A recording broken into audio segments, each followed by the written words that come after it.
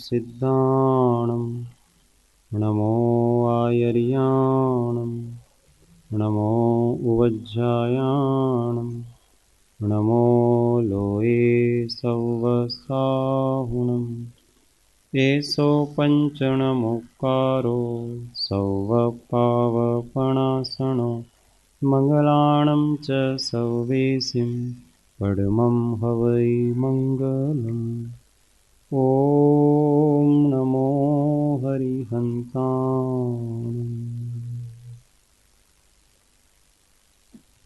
सर्वकलुषविध्वंसकं श्रेयसां परिवर्धकं भव्यजीवमनः प्रतिबोधकारकं धर्मसम्बन्धकं पुण्यप्रकाशकं पापप्रणाशकम् इदं शास्त्रं श्रीष्टोपदेशनामधेयम् अस्य मूलग्रन्थकर्तार श्री सर्वज्ञदेवा तदुत्तरग्रन्थकर्तार श्री गणधरदेवा प्रतिगणधरदेवा तेषामे वचनानुसारमासाद्य श्रीमद्भगवत् पूज्यपाद स्वामी विरचितमिदं शास्त्रं श्रोताः सावधानतया शृण्वन्तु।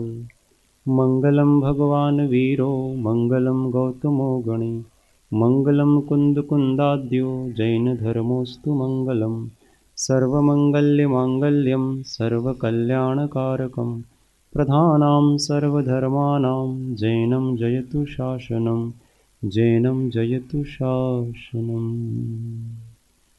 अनन्त अनन्त भाव भेदथी भरेली भली अनंत अनंत नाय निक्षेपे व्याख्यानी छे सकळ जगत हित कारिणी हारिणी मोह तारिणी भवाब्धि मोक्ष चारिणी प्रामाणी छे उपमा आप्यानी जेने तमारा खवीते व्यर्थ आपवाथी निज मति मपाई में मानी छे अहोराज चंद्र ख्याल नथी पामताए जिनेश्वर तणी वाणी जाणी तेणे जाणी छे गुरुराज तणी वाणी जाणी तेणे जाणी छे।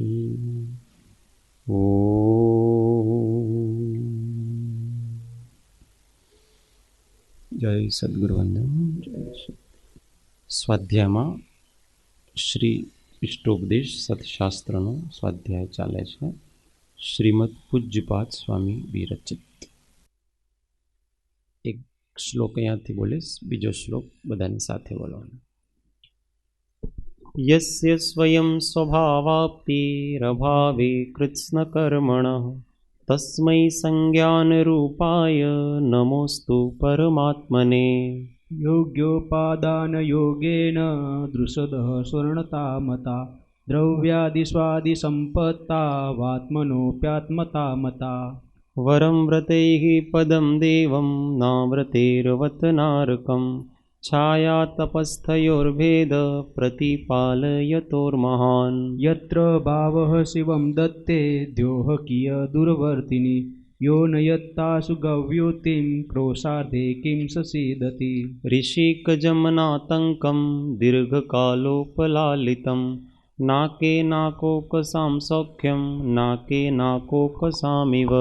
वासनां मात्रमेवेतत् सुखं दुःखं च देहिनां तथा ह्युद्वेजयन्ते ते भोगा रोगा इवापदि। અત્યારે પારાયણ ચાલે છે એટલે જે સમ સંખ્યાની ગાથાઓ છે એ તમારે આવશે, વિષમ સંખ્યાની ગાથા હું બોલીશ। જેમ કે હવે હું 7 નંબરની બોલીશ, પછી 9 નંબરની તમારે બોલવાની છે, એટલે કાઢીને તૈયાર રેડી રાખવાની। હા, પૃષ્ઠ કન્ટિન્યુ લગાતાર, હા લગાતાર। હવે તમારે 9 નંબરની કાઢવાની છે। मोहेन संवृतं ज्ञानं स्वभावं लभते नहि मत्त पुमान् पदार्थानां यथा मदनकोद्रवे। वपुर्गृहं धनं दारा पुत्रा मित्राणि शत्रवः। 8 નંબર બરાબર છે. તમારે સમ સંખ્યામાં આવશે, મારે વિષમ સંખ્યામાં આવશે. વપુર્ગૃહં ધનમ દારા પુત્રા મિત્રાણિ શત્રવઃ સર્વથાન્ય સ્વભાવાની મૂઢઃ સ્વાની પ્રપદ્યતે. દિગ્દેશેભ્ય ખગા એત્ય સંવસંતિ નગે નગે સ્વસ્વકાર્યવશાદ્યાન્તિ દેશે દિક્ષુ પ્રગે પ્રગે. વિરાધકઃ કથમ હંત્રે જનાય પરિકુપ્યતિ ત્રયંગુલમ પાતયન પદ્ભ્યામ સ્વયં દંડેન પાત્યતે. રાગદ્વેષ દ્વયી દીર્ઘ નેત્રાકર્ષણ કર્મણા અજ્ઞાનાत् સુચિરં જીવ સંસારાબ્ધો ભ્રમત્યસો. વિપદ્ભવ પદાવર્તે પદી કેવાતિ બાહ્યતે યાવત્તાવદ ભવતન્યા પ્રચુરા વિપદઃ પુર.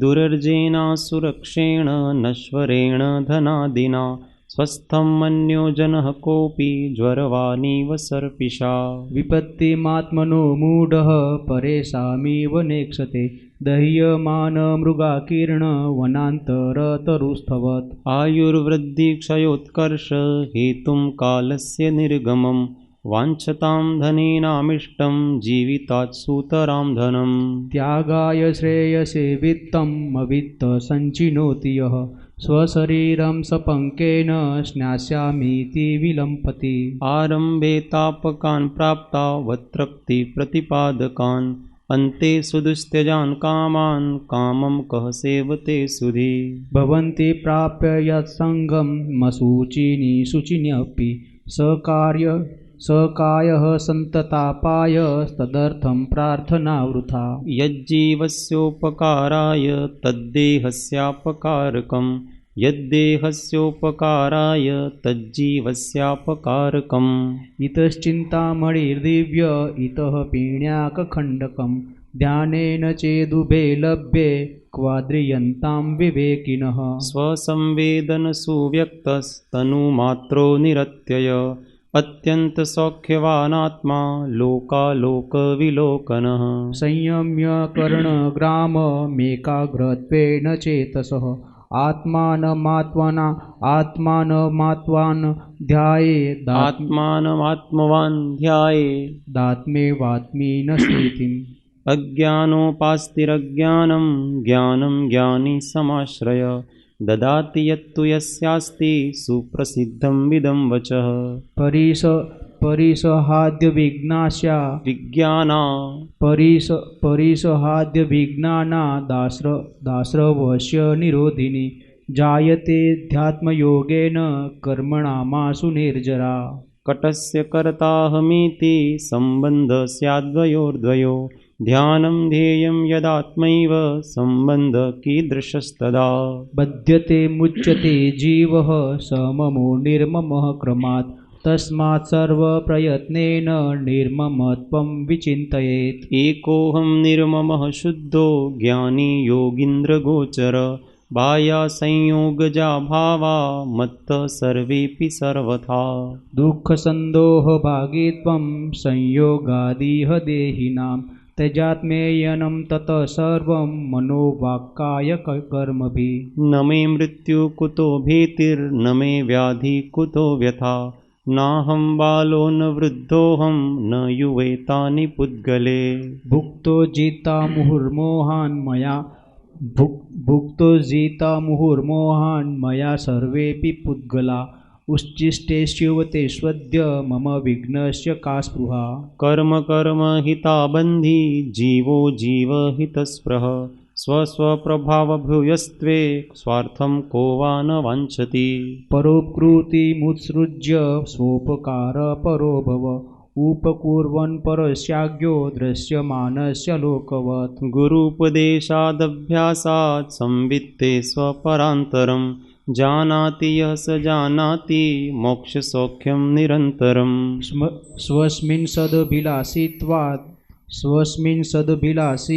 स्वस्मिन् सदभिलाषित्वादभीष्टज्ञापकत्वत् स्वयं हितप्रयोक्तृत्वादात्मेव गुरुरात्मनः नाज्ञो विज्ञत्वमायाति विज्ञो नाज्ञत्वमृच्छति निमित्तमात्रमन्यस्तु गतेर्धर्मास्तिकायवत् अभवचित्तविक्षेप एकान्ते तत्त्वसंस्थितः अभ्यस्येदभियोगेन योगी तत्त्वं निजात्मनः यथा यथा समायाति संवित्तौ तत्त्वमुत्तमं तथा तथा न रोचन्ते विषया सुलभा अपि यथा यथा न रोचन्ते विषया सुलभा अपि तथा तथा समायाति संवितो तत्त्वमुत्तमम् निशामैति निशेषमिन्द्रजालोपमं जगत् स्पृहत्यात्मलाभाय गत्वान्यत्रानुतप्यते इच्छतैकान्त सहवासं निर्जनं जनितादरं निजकार्यवशात्मकिञ्चित् दुक्त्वा विस्मरति द्रुतम् ब्रुवन्नपि हि न ब्रूते गच्छन्नपि न गच्छति स्थिरीकृतात्मतत्त्वस्तु पश्यन्नपि न पश्यति किमिदं कीदृशं कस्य कस्मात् वेत्त विशेषयन् स्वदेहमपि नावेति योगी योगपरायण यो यत्र निवसन्नास्ते स तत्र कुरुते रतिं यो यत्र रमते तस्मादन्यत्र स न गच्छति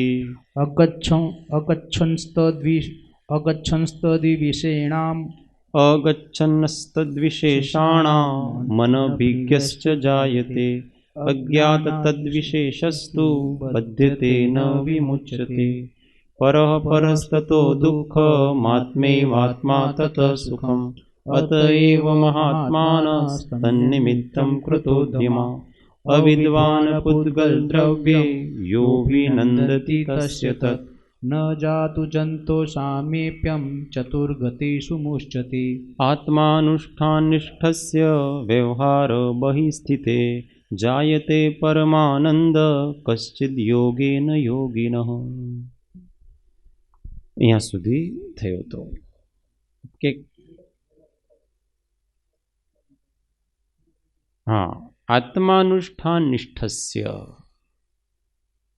आत्मा में आत्मा अनुष्ठान मतलब वर्तन आत्मा में वर्तन करना में ही जिसकी निष्ठा है जिसका संकल्प है स्थिति है उसकी व्यवहार बही स्थिति और व्यवहार की प्रवृत्तियों में जो बाहर है आउट हो गया है अब व्यवहार के कार्यों में जिसकी रुचि नहीं है अपने हमेशा ज्ञान ध्यान में ही जिनको रुचि है आत्मा का आनंद प्राप्त करने में ही जिनको रुचि है उसको क्या होता है उस योगी को जायते परमानंद उसको परम आनंद की उत्पत्ति होती है।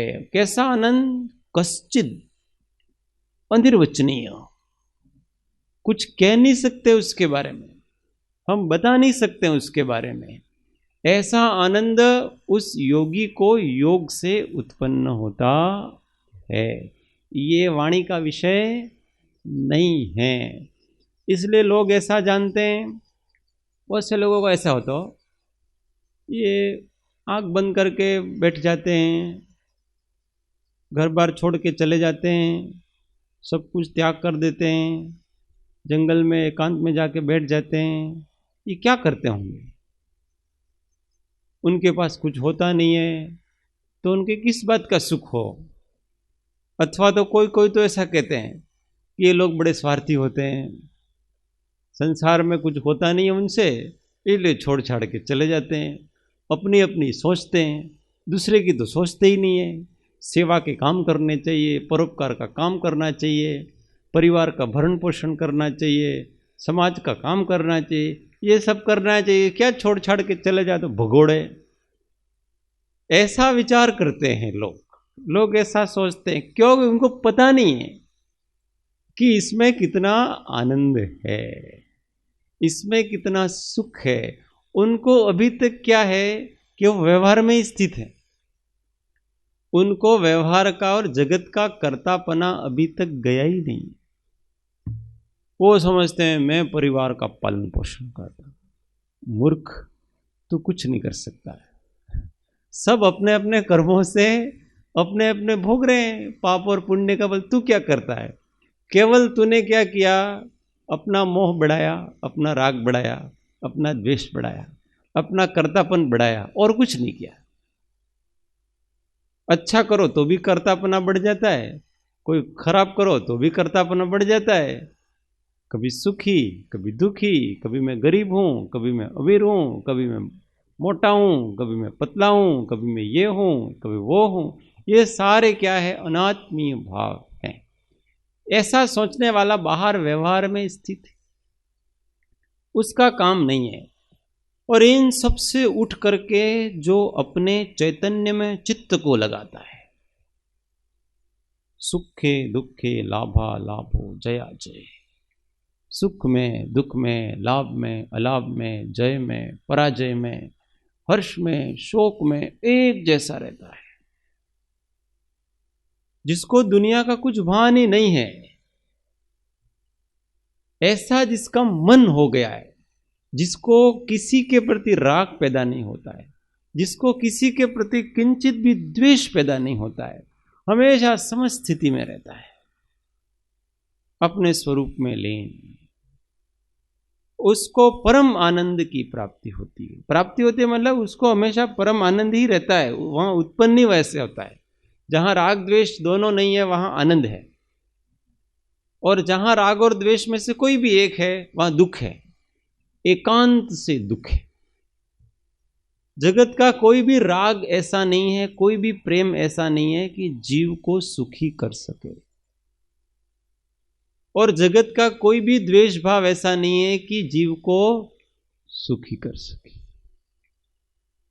बताओ कौन सा प्रेम ऐसा है, कौन सी लागणी ऐसी है, कौन सी भावना ऐसी है प्रेम की कि व्यक्ति को सुखी कर देता है, व्यक्ति को आनंदित करता है? ऐसा कुछ भी नहीं है, केवल मानता है। किसी को प्रेम करके वो मानता है कि मैं इसके कारण सुखी, उसकी इच्छा के अनुसार थोड़ा बहुत हो रहा है, और वो उसमें भी कितनी सारी अड़चनें हैं, कितनी सारी आकुलता व्याकुलता। संसार में आप किसी व्यक्ति से प्रेम करते हैं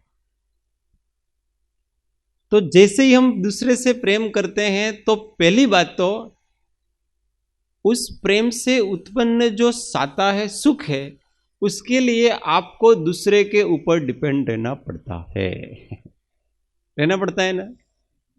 दूसरा नहीं है तो फिर आपका प्रेम पैदा नहीं होगा, अंदर से प्रेम पैदा नहीं होगा तो आपको सुख कहां से मिलेगा? क्योंकि राग होता है उसके लिए दूसरा चाहिए, वितरागता के लिए दूसरा कुछ कोई नहीं चाहिए, वो अपने स्वयं अंदर से ही पैदा होती है वितरागता। पर आपको राग करना है, प्रेम करना है, मोह करना है तो कोई चाहिए। तो सबसे पहले तो उस प्रेम के लिए आप दूसरे के ऊपर निर्भर हो, पहली बात। और ऐसा कहा है कि परतंत्रता सपने में सुख नहीं, परतंत्रता में सपने में भी सुख नहीं है, जहां दूसरे के ऊपर डिपेंड रहना पड़ता है उसमें सुख कहां। और जब वो हमारा प्रेम का पात्र जिससे हम प्रेम करते हैं उसका कुछ हो जाए कर्म के उदय से, तो चोट किसको लगती है? हमें लगती है। लगती कि नहीं लगती है? बच्चे को कुछ भी हो जाता है तो बीमार कौन पड़ता है? मां पड़ जाती है। उस बच्चे को तो कम से कम थोड़ा 99 डिग्री बुखार होता है और उसकी मां को 100 डिग्री हो जाता है उस समय। ये किसके कारण से हुआ? प्रेम के कारण से, राग के कारण से, ये सारा सारा। इसलिए जहां जहां ये राग है और जहां जहां ये द्वेष है, व्यक्ति दुखी दुखी और दुखी। और राग और द्वेष से के ऊपर की जो अवस्था है वो ही सुख की अवस्था है, इसीलिए उसमें परम आनंद होता है। जीव का, संसारी अज्ञानी मूढ़ जीव का जो वो जो सुख कहता है ना, सुख जिसे कहते हैं, ज्ञानी उसको सुख कहते ही नहीं है, उसको दुखी कहते हैं।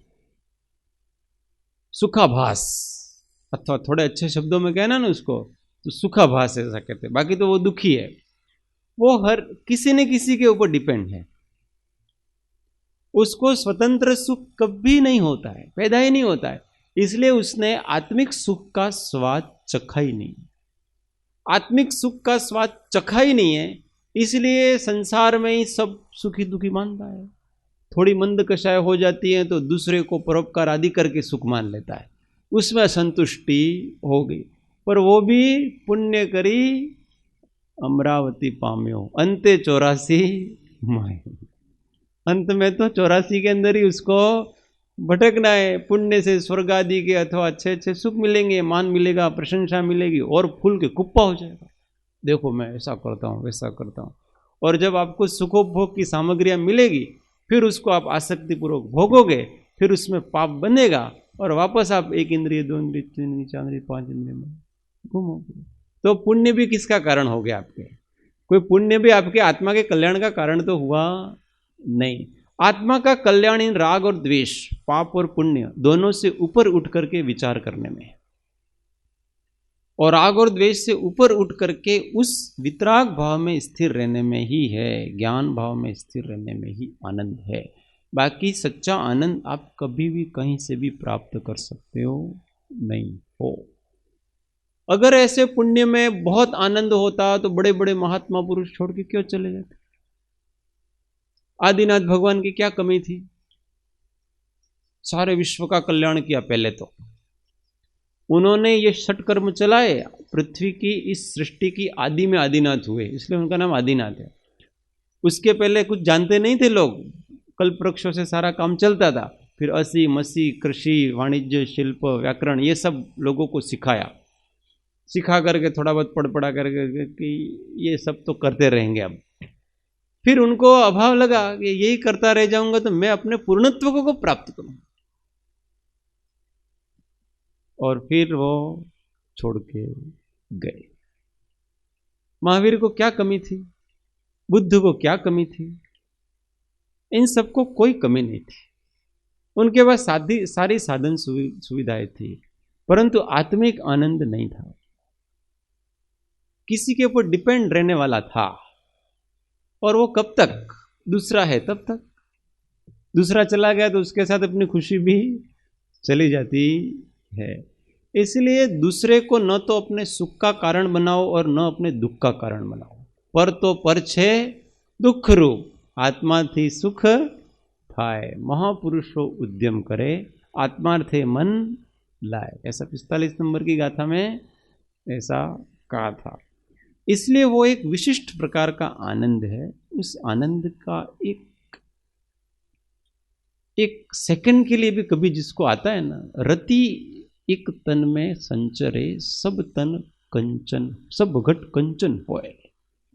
इतना सा भी इस आत्मा में उसका कभी स्वसंवेदन होता है ना, सारी दुनिया बदल जाती है, सारी दृष्टियां बदल जाती है, सब कुछ बदल जाता है। फिर वो अलग दुनिया में रहने लगता है। बाहर का तो दूर दूर, ये शरीर है ना, उसको दूर दूर का लगता है। इस शरीर में कुछ कष्ट होता है तो ऐसा लगता है कहीं बहुत बहुत दूर हो रहा है, ऐसा लगता है उस व्यक्ति को। ये देहधारी है कि नहीं वो पता नहीं चलता है उसको। भावलोक में विचरण करता है, चैतन्य लोक में विचरण करता है। ये ऐसे योगियों का काम होता है। उसके आनंद को हम ऐसा कहते हैं कि योगी लोग अपने आत्मानुभव में एक समय में जो आनंद का अनुभव करते हैं ना, एक समय में, एक समय कितना होता है? 1 सेकंड के असंख्यात भाग करो तब उसका एक अंश होता है, उसको एक समय कहते हैं। समय की सबसे छोटी इकाई, उसको एक समय कहते हैं। उस एक समय का आनंद इस 3 लोक में जितने भी प्राणी हैं, इंद्र ने, नरेंद्र ने, धर्णेंद्र ने, जितने सारे देवलोक में, जितने सारे मनुष्यों में, जितने सारे लोग हैं, उन सबका जो विषयों से उत्पन्न आनंद है, उस आनंद को एक तरफ रखो और उस योगी के एक समय का आनंद रखो तो उसका पलड़ा कई गुना भारी होगा, उस योगी के एक समय का आनंद। क्यों? क्योंकि ये तो दुखी है, जाति अलग है। उस आत्मा से उत्पन्न आनंद की और इन विषयों से उत्पन्न आनंद की, सुख सुविधाओं से उत्पन्न आनंद की जाति ही अलग प्रकार की। इसलिए योगी हमेशा आत्मा में ही वर्तन करने का अभ्यास करते हैं। ये सब योगियों की, बड़े बड़े योगियों की बातें चल रही हैं। अपने को तो केवल इसकी श्रद्धा हो जाए, श्रद्धा कि प्राप्त करने जैसी वस्तु ये है। अभी हम कहाँ इन छोटी छोटी चीजों में उलझे हुए हैं। व्यक्ति छोटी छोटी चीजों, थोड़ा सा ऐसा हो जाता है ना, व्यक्ति को सज्जनता आ जाती है तो वो फिर देश दुनिया की चिंता में उलझ जाता है। इसका क्या होगा, उसका क्या होगा, ये होगा, वो होगा। जिसका जो होना है वो हो। मनुष्य जन्म मिला है तो सबसे पहले प्रथम कर्तव्य ऐसा है, सभी आर्य मनुष्यों ने कहा है कि सबसे प्रथम कर्तव्य यह है, तुम अपने आत्मा का अनुभव करो। आत्म साक्षात्कार ये प्रथम कर्तव्य है। दूसरी सब चीजें गौण हैं। और उसके लिए आप सारी पृथ्वी का त्याग कर दो तो आपको कोई दोष नहीं। लोग कहते हैं कि देखो अपने जिम्मेदारियां हैं, घर बार छोड़ के चले जाते हैं, ये है न, अपने कर्तव्य निभाने चाहिए, ये निभाने चाहिए। तो वो सब रागियों के कथन है, ये सब मोही लोगों के कथन है। पर जब आपका ध्येय सबसे उच्चतम है तो आपको कोई दोष नहीं है। सब कुछ छोड़ के चले जाओ, आपके वैराग्य की कमी पड़ रही है वहां, और आप नाम कर्तव्य का दे रहे हो, मेरा तो ये काम बाकी है, मेरा ये काम बाकी है, मेरा वो काम बाकी है। महापुरुषों ने ऐसा ही किया, लोग रोते रह गए। भरत जी जैसों की रानियां रोती रह गई, माँ रोती रह गई, बेटे रोते रह गए, चले गए, चले गए, चले गए। क्योंकि बात समझ में आ गई कि इन सबका करता धरता पालक मैं नहीं हूं। ये सब अपने पाप पुण्य से सब कर रहे हैं, मेरा इसमें क्या है। पर व्यक्ति को जब तक मोह रहता है ना, तब तक ऐसा कर्तापना ऐसा रहता है, देखो मैं नहीं रहूंगा तो इन सब का क्या होगा, ये बेचारे कैसे जिएंगे, इनके कैसे। तो ये सब राग है, ये सब आसक्तियां है। एक बार निश्चय हो जाए कि मुझे परम पद की प्राप्ति करनी है तो आप किसी को भी छोड़ो। सुकौशल मुनि की कथा आती है, उसने अपने पेट में बच्चा था, उसकी रानी के गर्भ में था बच्चा, और उनके पिताश्री तो पहले से ही मुनि हो गए थे, और उनके अचानक दर्शन होते हैं और उनको वैराग जाग जाता है और सारा वस्तु का स्वरूप, सृष्टि का रहस्य समझ में आ जाता है कि करने योग्य तो यही काम है। तो उनकी रानी के गर्भों में वो बच्चा था, उसको उन्होंने उत्तराधिकारी बना दिया। ये आज से इस राज्य का उत्तराधिकारी है। मंत्रियों को वगैरह सबको कहा ये तुमको जैसा जिस प्रकार से करना है वो सब करना, मैं तो चला। और चलते हैं और केवली हो जाते हैं। ये वैराग्य जब तक कम पड़ता है ना, तब तक ही हमको ये सब सूझती है, ये सारी बातें। और जिसका वैराग बहुत उफन रहा है, उसके लिए संसार का कोई कर्तव्य नहीं है, कोई दोष ही उसको लगता नहीं है। तो ऐसा अपने को, अपने आर्य मनुष्य ने कहा है कि परिवार के लिए अपने निजी स्वार्थ का त्याग करना चाहिए। अगर अपने परिवार का भला होता है, बाल बच्चों का, पत्नी वगैरह का भला होता है, तो अपने निजी स्वार्थ का त्याग करना चाहिए। और अपने कुटुंब का भला होता है तो अपने परिवार के भले का त्याग कर देना चाहिए। और अपने गांव का भला होता है तो अपने कुटुंब के स्वार्थ का त्याग कर देना चाहिए। और अपने देश का भला होता है तो अपने गांव के स्वार्थ का त्याग कर देना चाहिए। और अगर अपने सारे विश्व का भला होता है तो अपने देश के भले का त्याग कर देना चाहिए। और आत्मार्थे विश्वम त्यजेत, लास्ट में ऐसा कहा। और अगर आत्मा का भला होता है तो सारे विश्व का त्याग कर देना चाहिए, क्योंकि आत्मा थी सौ हीन, आत्मा से सब हीन है।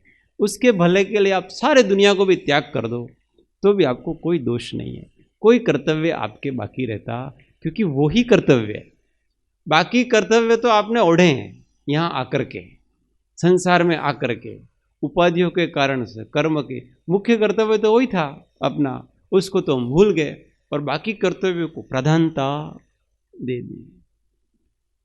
तो सबसे प्रथम कर्तव्य है अपने स्वरूप की पहचान, अपने स्वरूप का ज्ञान और अपने स्वरूप का अनुभव साक्षात्कार करना।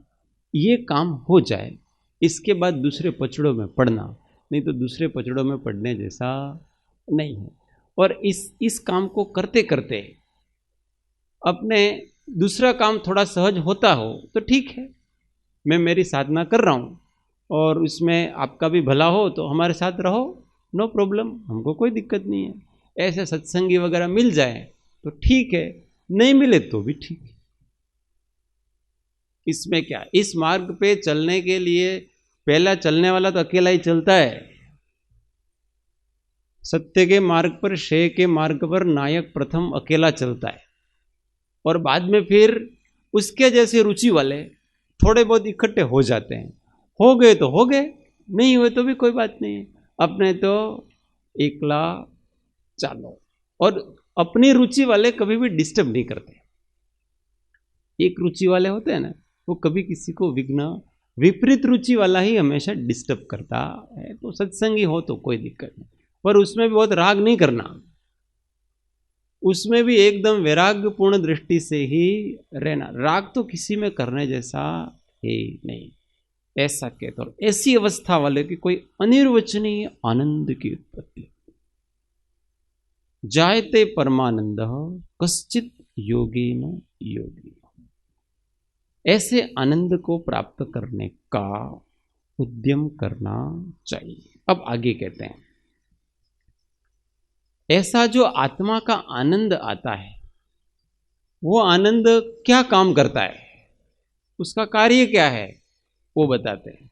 तो ऐसा आत्मा का आनंद अंदर क्या करता है अपने, वो बताते हैं इसमें। अर्धी अर्धी लेटी झलवाने चाहिए। श्लोक 48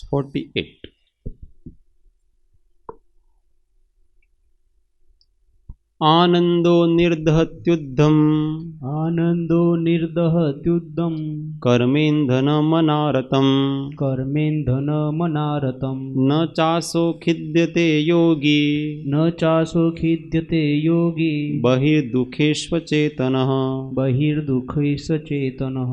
आनंदो निर्दहत्युद्धम, आनर्दो निर्दहत्युद्धम, कर्मेन्धनमनारतम, कर्मेन्धनमनारतम, न चासो खिद्यते योगी, न चासो खिद्यते योगी, बहिर्दुःखेष्वचेतनः, बहिर्दुःखेष्वचेतनः। आनंदो निर्दहत्युद्धम, आनंदो निर्दहत्युद्धम, कर्मेन्धनमनारतम, कर्मेन्धनमनारतम, न चासो खिद्यते योगी, न चासो खिद्यते योगी, बहिर्दुःखेष्वचेतनः। बहिर्दुःखेष्वचेतनः। एक एक लाइन। आनंदो निर्दहत्युद्धम, कर्मेन्धनमनारतम, आनंदो निर्दहत्युद्धम, कर्मेन्धनमनारतम, न चासौ खिद्यते योगी, बहिर्दुःखेष्वचेतनः। न चासो खिद्यते योगी, बहिर्दुःखेष्वचेतनः। आनंदो निर्दहत्युद्धम, कर्मेन्धनमनारतम, आनंदो निर्दहत्युद्धम, कर्मेन्धनमनारतम, न चासौ खिद्यते योगी, बहिर्दुःखेष्वचेतनः। न चासो खिद्यते योगी, बहिर्दुःखेष्वचेतनः। अब एक साथ 3 बार सब साथ में बोले। आनंदो निर्दहत्युद्धम, कर्मेन्धनमनारतम, न चासौ खिद्यते योगी, बहिर्दुःखेष्वचेतनः। आनंदो निर्दहत्युद्धम, कर्मेन्धनमनारतम, न चासौ खिद्यते योगी, बहिर्दुःखेष्वचेतनः। आनंदो निर्दहत्युद्धम, कर्मेन्धनमनारतम, न चासौ खिद्यते योगी, बहिर्दुःखेष्वचेतनः। चलो, कौन बोलेगा? अरुण दादा, शुद्ध उच्चारण फटाफट गैप, વધારે ગેપ ને પડો। आनंदो निर्दहत्युद्धम, आनंदो निर्दहत्युद्धम। निर्दहत्युद्धम कर्मेन्धनमनारतम। कर्मेन्धनमनारतम। कर्मेन्धनमनारतम न चासो खिद्यते योगी बहिर्दुःखेष्वचेतन। Very good.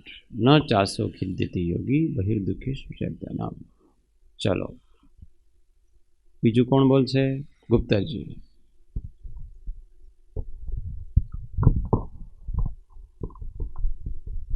चल रहा है। आनंदो निरहत्य युद्धम कर्मे। जल्दी नहीं करना। आनंदो निर्धत्य युद्धम हाँ। कर्मेन्धनारतम। कर्मेन्धन मनारतम। न चासो खिद्यते योगी बहिर्दुःखेष्व चेतनम चेतनम। बहिर्दुःखेष्व चेतनम। Very good. चलो हितेश जी आप बोलो।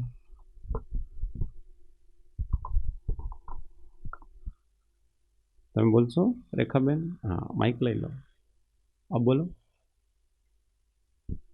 आनंदो निर्दहत्युत्तम कर्मेन्धनम मनारतम न चासो खिद्यते योगी बहिर्दुःखेषु चेतन। बहिर्दुःखेष्व चेतन। फिर से बोलो पूरा। आनंदो निर्दहत्युत्तम कर्मेन्धन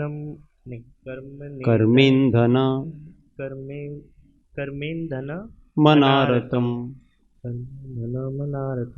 न चासो खिद्यते योगी बहिर्दुःखेषु चेतन। Very good.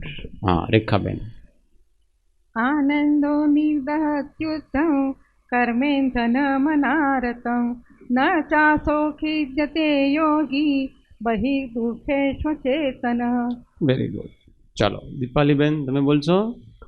हाँ आप बोलो। नहीं आवे तो अच्छा ठीक है, थोड़ा आगળ આવી जाओ। हाँ।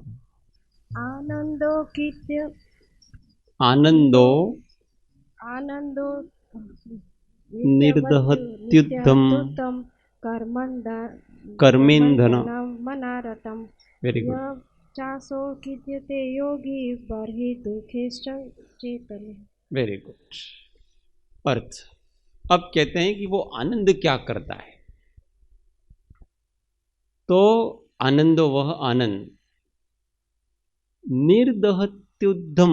निर्दहती, निर्दहती का मतलब दहन कर देता है। किसको दहन कर देता है? कर्मेंधन, कर्म रूपी ईंधन को जला डालता है। कैसे?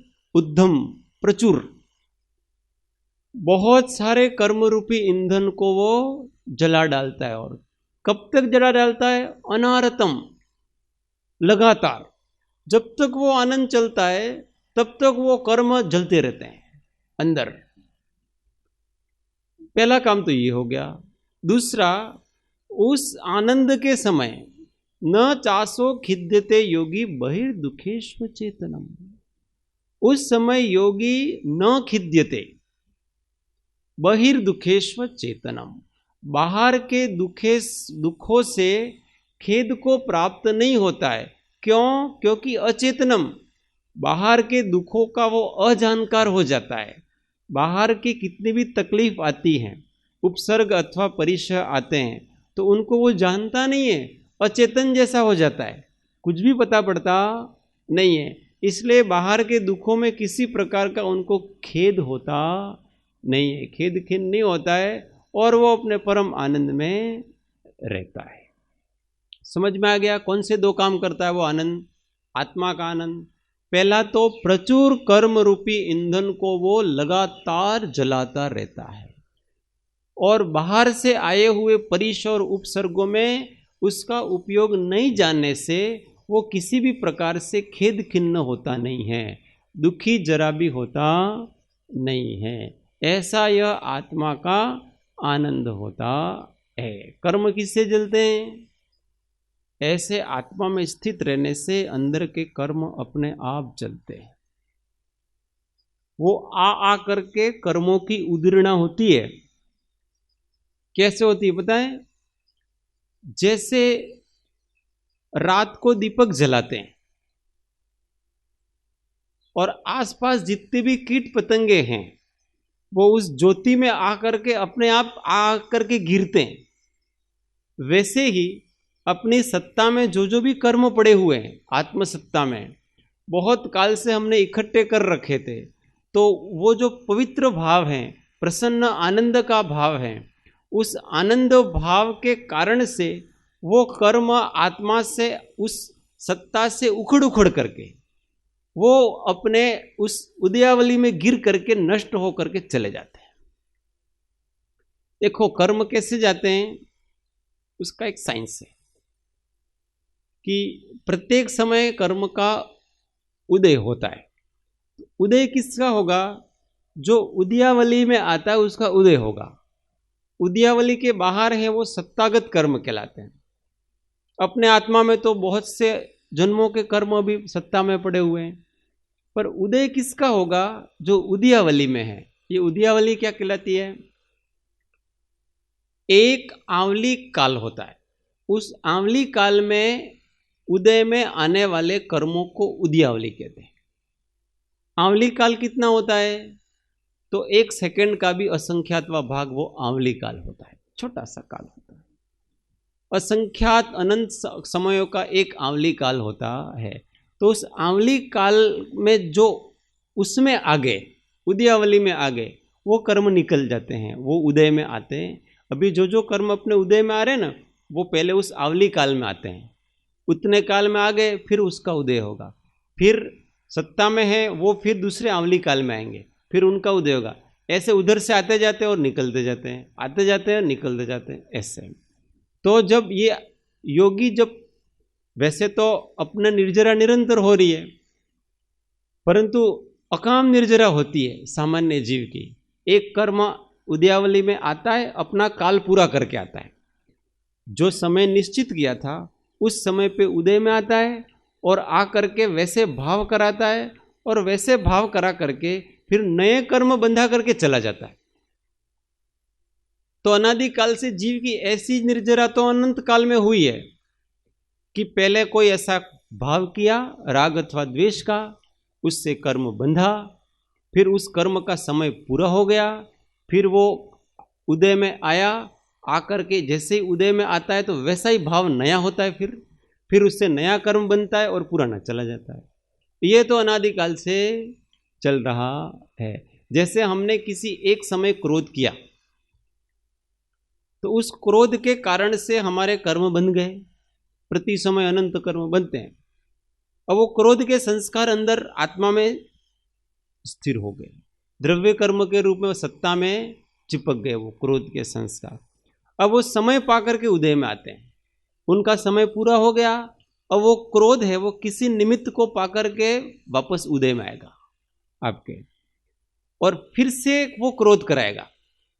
वो क्रोध कर्म जो पुराना था वो संस्कार का उदय होता है, तो फिर नया संस्कार फिर से पैदा करता है और फिर से बनता है।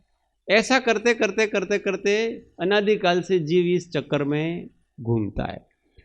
तो ऐसे कर्मों की निर्जरा तो प्रति समय सबके होती, परंतु जो कर्म की निर्जरा बिना नया कर्म बंधा के जाती है और सत्ता में पड़े हुए उनको जला करके जाती है, वही कर्मों की निर्जरा काम की है। और वो निर्जरा ऐसे आत्मा में स्थित योगियों की होती है कि जैसे ही परम आनंद समता भाव में स्थिर होते हैं तो अंदर सत्ता में जितने भी वो कर्म पड़े हुए ना वो सब उखड़ते हैं वहां से। जैसे वो दीपक जलाओ तो कीट पतंगे अपने आप आते हैं ना उसकी तरफ, ऐसे ही उसकी तरफ उदयावली की तरफ अपने आप आते हैं। जो अनेक जन्मों बाद उदय में आने वाले थे, जो बहुत पाप देने वाले थे, बहुत बड़ा फल देने वाले थे, वो भी सब उखड़ उखड़ करके उस समय आ जाते हैं। करोड़ों अरबों अरबों जन्मों के कर्म भी उस 1 सेकंड के, 2 सेकंड के, 1 मिनट के उस आत्मा में लीन होने वाले परम आनंद के भाव से निकल जाते, बिना फल दिए। कोई भी फल देते नहीं है और नया बनता भी नहीं है। इस प्रकार से कर्म खाली हो जाते हैं। अब बार बार वो अपने आनंद में रहेगा तो बार बार उखड़ते जाएंगे वो कर्म, और खाली होते जाएंगे, उखड़ते जाएंगे। एक समय ऐसा आएगा कि उसके आत्मा में एक भी कर्म नहीं रहेगा और नया तो बनता ही नहीं है, क्योंकि वो परम आनंद की जो समता भाव की अवस्था होती है, उस समता भाव में नया कर्म नहीं बनता है और पुराने जल करके नष्ट हो जाते हैं। तो फिर क्या होता है जीव का? सारे कर्म नष्ट हो गए तो क्या होगा? जिसके कर्म नष्ट हो जाते हैं वो, उसका मोक्ष हो जाता है। मोक्ष हो जाता है का मतलब हमेशा परम आनंद में रहता है, क्योंकि आनंद को बाध करने वाले कर्म थे। आनंद को, आत्मा में जो स्थिरता को रोकते थे, वो तो सब ये कर्म थे, और उस आनंद को रोकने वाले कर्म नष्ट हो गए, इसलिए वो हमेशा आनंद में रहता है, हमेशा समाधि में रहता है। उसकी समाधि को कोई नहीं तोड़ सकता, वो अनंत काल तक रहती है। साधी अनंत अनंत काल तक वो अनंत ज्ञान स्वरूप हो जाता है, अनंत दर्शन स्वरूप हो जाता है, अनंत सुख स्वरूप हो जाता है, अनंत सामर्थ्य स्वरूप हो जाता है, अनंत गुण उसके प्रकट हो जाते हैं और देहादि से अलग भिन्न मोक्ष अवस्था को प्राप्त करते हैं। अपन यूँ समझते हैं कि मोक्ष का मतलब कहीं दूसरी जगह जाना हो, नहीं ऐसा कोई वैकुंठ में मोक्ष होगा न, कहीं किसी भगवान के पास चले जाएंगे न, वहाँ है न, सब परद्रव्य हैं। अपने स्वरूप में लीन होना वही मोक्ष है। बाकी कोई भगवान वहाँ बैठे नहीं, वेलकम आओ वत्स, हम आपका वेलकम करते हैं ऐसा करके। वहाँ दो है, वहाँ सुख किसका? सुख तो है ही नहीं जहाँ दो है, वहाँ अद्वैत है, वहीं सुख है। अपने स्वरूप में लीनता है, वहीं सुख है। आप किसी और में मिल जाओ तो आपका सुख कहाँ गया? आपका तो खत्म हो गया ना। पर आपका स्वाधीन सुख, वो आपके अंदर आपके सारे विकार, सारे कर्म नष्ट हो जाने से आता है, उसका मोक्ष हो जाता है। और ऐसा जो आनंद में व्यक्ति जब होता है, उस समय बाहर से कितने भी कष्ट आए उसको कोई असर, वो उसको जानता ही नहीं है ना, उस कष्ट का वेदना नहीं है उसको जरा भी। जब आत्मा समाधि में होता है उस समय उसके आगे जोर जोर से आप ढोल नगाड़े बजाओ ना, तो भी उसको सुनाई देता नहीं है। उसकी गर्दन काट दो ना उसको, तो भी उसको जरा भी दर्द होता, क्योंकि शरीर से वो संबंध को नष्ट कर चुका है। केवल वो तो आयुष्य कर्म बाकी है ना, इसलिए इस शरीर में है आत्मा बस, बाकी संबंध खत्म हो गया है इसका। जब संबंध खत्म हो गया तो इसके संबंध में कुछ भी हो तो उसको कोई असर होता नहीं है, कोई वेदना नहीं, कुछ नहीं।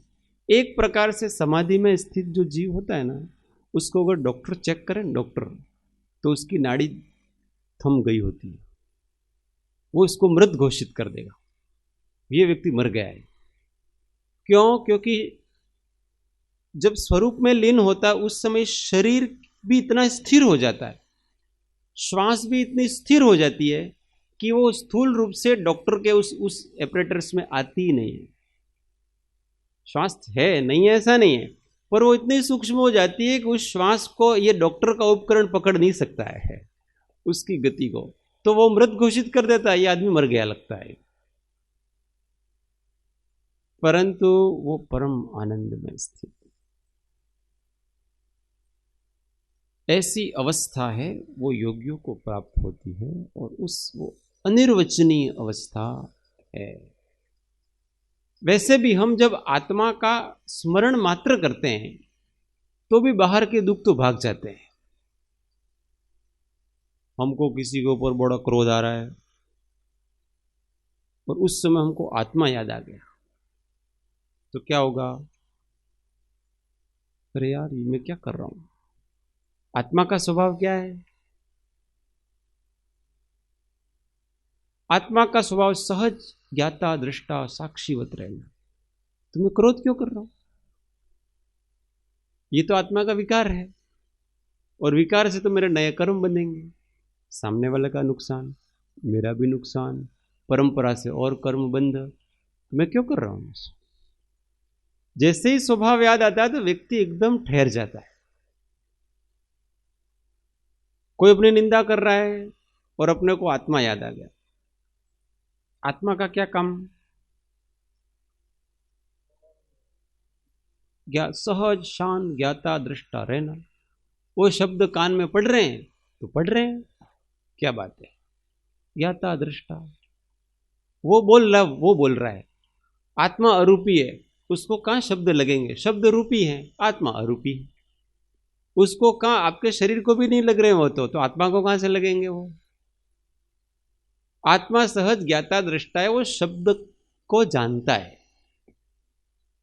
उस शब्द के प्रति प्रतिक्रिया करने का उसका स्वभाव नहीं है, शांत रहना उसका स्वभाव है। जब ऐसा आत्मा याद आए तो निंदा कहाँ लगेगी अपने को, प्रशंसा भी कहाँ लगेगी अपने को। निंदा और प्रशंसा तब लगते हैं जब हम इस शरीर को और इस नाम को और इस रूप को अपना मानते हैं कि देखो अपना नाम लेंगे, आज तो हितेश भाई ने, विपुल भाई ने बहुत अच्छी सेवा करेगी, तो क्या होगा, अंदर से मजा आएगा कि नहीं आएगा, थोड़ा तो आएगा उसको मजा। क्यों आ रहा है, क्यों, क्योंकि ये नाम और ये रूप और ये शरीर, इसको ही हम अपना मान रहे हैं, इसलिए उसके संबंध में। और थोड़ी देर बाद यूं करे वो बेकार लड़के हैं, वो दोनों कुछ काम के नहीं, तो फिर गुस्सा आ जाएगा। क्यों, क्योंकि इसको माना है। अब जब कोई व्यक्ति इसको मानता ही नहीं है, न नाम मेरा है न रूप मेरा है, तो वो क्या है, ज्ञाता दृष्टा। ये है सुखी रहने का उपाय। और ये जब तक हमारे जीवन में नहीं आएगा तब तक हमारे दुखों की परंपरा चालू ही है। हम दूसरी कितनी भी साधनाएं कर लें, हम 10-10 घंटे ऐसे आंख बंद करके बैठे रहें, पर वस्तु के स्वरूप को तो जाना ही नहीं है तूने। और ज्ञान के बिना समाधि लगेगी कहां से। बुरे में नहीं तो अच्छे में उलझेगा तो सही वो दूसरी अति में जाता है। द्वेष जो छोड़ता है तो राग में जाता है, राग छोड़ता है द्वेष में जाता है। इन दोनों से कभी ऊपर उठता ही नहीं है। द्वेष नहीं करेगा, राग कर ले, इसमें क्या। कभी पाप के उदय में उलझ रहा है, कभी पुण्य के उदय में उलझ रहा है, पर इस पाप और पुण्य दोनों से ऊपर उठ करके जो कला सिखाई है ज्ञानी, सुखी रहने की, आनंद में रहने की, जगत के प्रपंचों से अप्रभावित रहने की जो कला है, वही कला है। और उससे किसी प्रकार का दुख होता नहीं है। फिर बुखार आ गया तो क्या होगा बताओ। ऐसी जिसकी दृष्टि है, उसको 101 डिग्री का टेम्परेचर हो गया तो क्या होगा, है तो है, इसमें क्या है। उस टेम्परेचर को मैं जानता हूं, टेम्परेचर मेरे आत्मा में घुस नहीं गया है। घुस जाता है क्या, टेम्परेचर है वो तो आतप नाम की पुद्गल द्रव्य की पर्याय है। वो उष्णता है, वो पर्याय है, वो पुद्गल द्रव्य की है। और आत्मा का काम क्या है, ज्ञाता दृष्टा। जब हम इस भाव में रहेंगे तो जीने का आनंद कुछ अलग होता है। और जब हम देह भाव में रहते हैं, कर्म भाव में रहते हैं, कर्म के प्रभाव में रहते हैं, उस समय हम दुखी और दुखी ही रहते हैं। फिर व्यक्ति बहुत प्रयत्न करता, ये करो वो करो, ये वो सारा, ये सारे डॉक्टर और आयुर्वेद ये कहाँ से पैदा हुआ है, इस शरीर से पैदा हुआ है। देहात्म बुद्धि से सारे के सारे पैदा हुए हैं। बाकी ज्ञानियों के तो ये शरीर थोड़ा चले इसलिए थोड़ा बहुत औषध वगैरह ले लेते हैं। बाकी ऐसी औषध नहीं लेंगे कि जिससे आत्मा की हिंसा हो। हिंसक पद्धति से बनी औषध नहीं लेंगे, क्योंकि इसमें आत्मा की हिंसा होती है। हमको इस बेस पे नहीं जीना है। किसी को मार करके हमें प्राण नहीं बचाना है, वो हमेशा आत्मा की चिंता करेंगे। कोई ऐसा हो ठीक है, तो कोई नहीं तो हमारे कर्म का उदय है, उदय जाएगा तो जाएगा, इसमें क्या है। ऐसा नहीं है कि हम औषधि से ठीक होते हैं, ऐसा है क्या, व्याप्ति संबंध है क्या ऐसा, औषधि से ठीक होते हैं। कभी कभी अब हजारों दवाइयाँ करो ठीक नहीं होते हैं और फिर कभी कभी बिना दवाई के ठीक हो जाते हैं, क्योंकि उसका उदय चला गया, उदय चला गया ठीक हो गया, इसमें क्या दिक्कत। पर इस जीव को है ना धैर्य नहीं है और भगवान की बात के ऊपर विश्वास नहीं, कि भगवान ऐसा कहते हैं कि एक बार आपके कर्म का उदय आ गया तो वो उदय आ गया, फिर आप उसको नहीं रोक सकते। तो आपके असाता कर्म का उदय आ गया तो आप उसको नहीं रोक सकते, वो आपके समय पे जाएगा। पर इसको विश्वास नहीं है। कैसे समय पे जाएगा यार, बिना दवाई लेके कैसे जाएगा, ये बोन ऐसान वैसान, ऐसा करके वो इस डॉक्टर के पास जाता है, उस डॉक्टर के पास जाता है, ये करता है वो करता है, ऐसा करता है ना, इतना दुखी होता है बेचारा। और योगी लोग क्या करते हैं, जो भी आया है उदय अपने काल से आया है, पूर्व का कर्म था, अब जाएगा, जाना तो जाओ, नहीं जाना तो रहो। सनत कुमार मुनीश्वर को 700 साल तक कोड रहा। कितने साल तक? 700 साल तक रहा तो रहा, इसमें क्या है। वो लोग आकर के, वो इंद्रदेव ने सब आकर के कहे कि तुम्हारे पास बहुत सारी रिद्धि असिद्धियां हैं, थोड़ा ठीक करो, थोड़ी औषधि ले लो, ये कर लो वो कर लो। तो हमको कोई परेशानी नहीं है भाई, आपको क्या परेशानी है?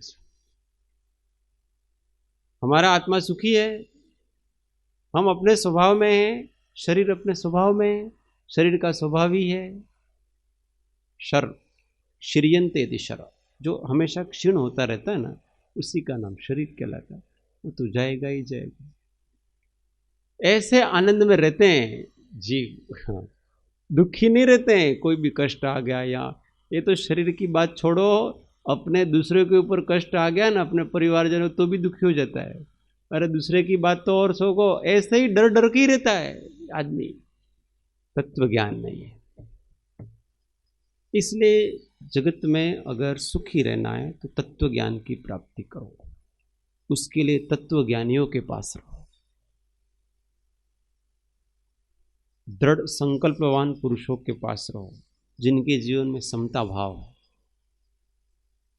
ऐसे केवल बातें फेंकने वाले तत्वज्ञानियों की बात नहीं कर रहे हैं, जिनके जीवन में आचरण में है तत्व ज्ञान, ऐसे ज्ञानियों के पास रहो तो हमें हमारा दुख ही नहीं लगता है। हम जिसको दुख समझते हैं ना, वो तो दुख है ही नहीं।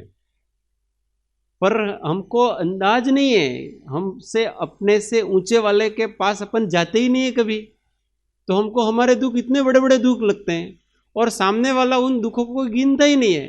तो हमको होता है अरे यार, मुझे जैसा दर्द होता है वैसा इसको भी है, इसको तो और ज्यादा अधिक है, पर ये तो मजे में है यार, मैं ही टेंशन में हूं यार, प्रॉब्लम क्या है इसकी? तो उसके पास ज्ञान है, तेरे पास ज्ञान नहीं, इसलिए तू ऐसा तत्व ज्ञान प्राप्त कर। तो हम महापुरुषों के पास रहते हैं तो हमें तत्व पे श्रद्धा अधिक दृढ़ होती है। क्यों? क्योंकि उनकी समता भाव, सहनशीलता, सुख दुख में एक जैसा रहने का, अनुकूल प्रतिकूल परिस्थितियों में कैसे रहने का, ये सब चीज़ें उसके जीवन में दिखती हैं। तो उनको पता पड़ता है हाँ ये आत्मज्ञान है। आत्मज्ञान इसे कहते हैं, ये केवल बोलने की वस्तु होती नहीं है। तो ऐसे ज्ञानियों के पास रहेंगे तो धीमे धीमे अपने पास भी ज्ञान आएगा, और उस ज्ञान से ध्यान लगेगा। ध्यान किससे लगता है? ज्ञान से लगता है, और ध्यान से फिर कर्म रूपी ईंधन को वो ध्यान जला देगा और कर्म नष्ट हो जाएंगे, और इससे परमानंद की प्राप्ति होगी। व्यक्ति हमेशा के लिए सुखी हो जाएगा। ऐसा इस श्लोक का अर्थ है। कोई न प्रश्न छे?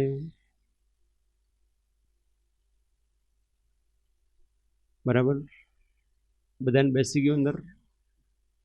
શું કરવાનું છે?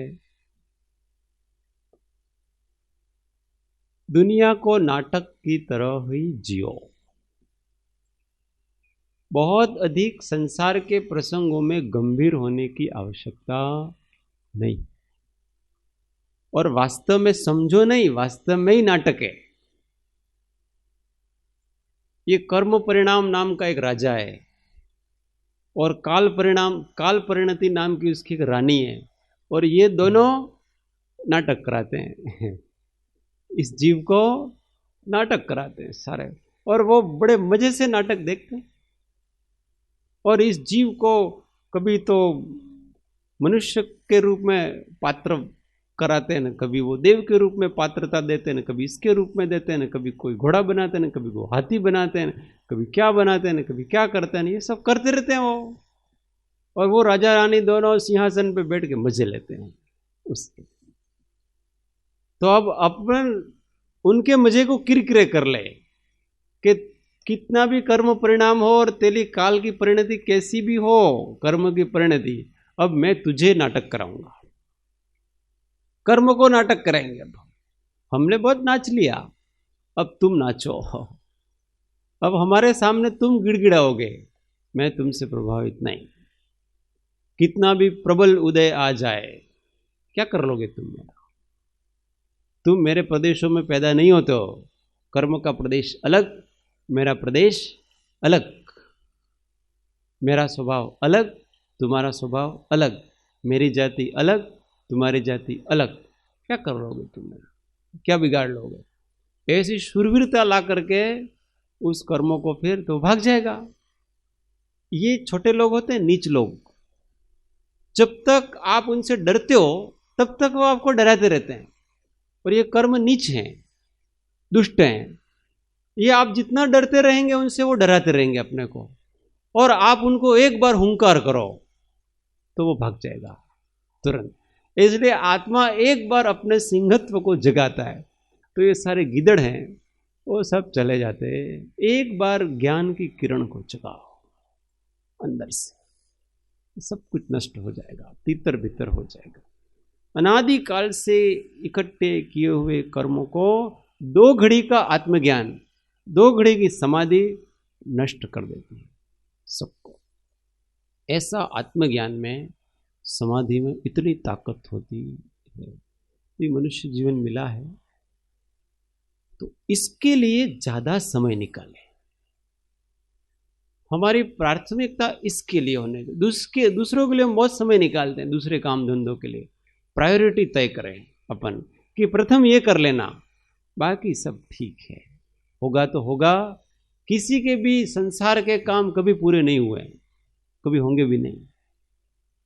बस आप अपना काम करके चले जाओ और वो पूरा हो सकता है। बाकी तो सब ये संसार, राम के जाने के बाद भी संसार तो है, चला थोड़ी गया। आदिनाथ गए तो भी ऐसे ही चल रहा है, महावीर गए तो भी ऐसे ही चल रहा है, सब गए तो भी चल रहा है संसार। वो तो अपने हिसाब से चलेगा। आप अपना काम करके चले जाओ स्वरूप में स्थिर। वीतराग सर्वज्ञ दोष बिन श्री जिन की वाणी, सप्त तत्व का वर्णन जामे सबको सुखदानी।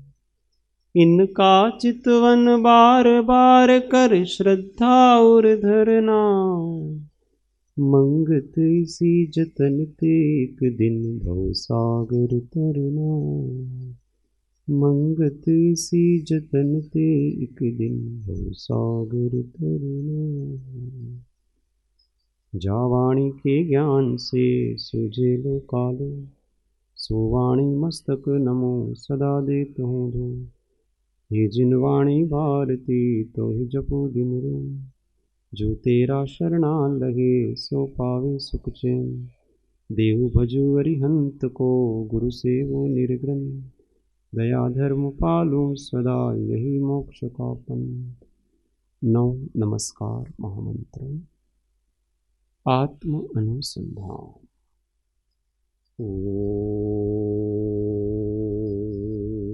शांति शांति शांति। जय सद्गुरु।